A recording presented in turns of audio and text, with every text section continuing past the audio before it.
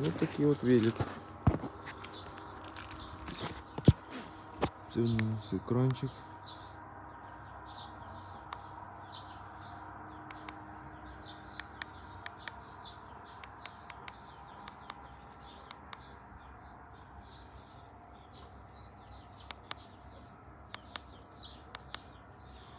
Ось такий.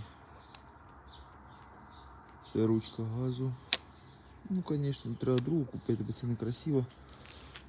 Ось такий от акумуляторний бокс.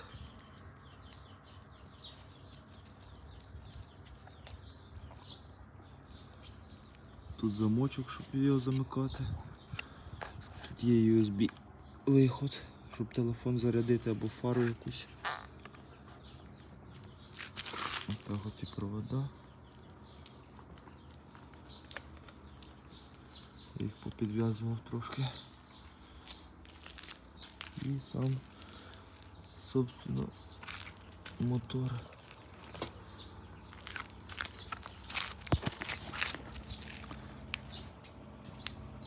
Мотор Maxus.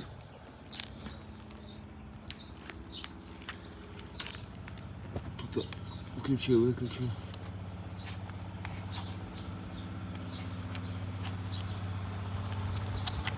І зарядочка.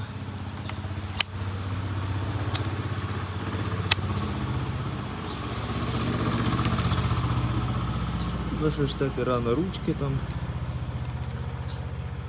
тормозні.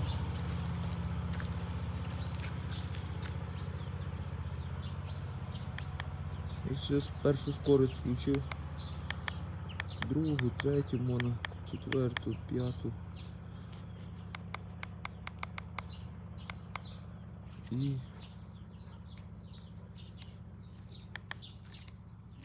ой-ой-ой.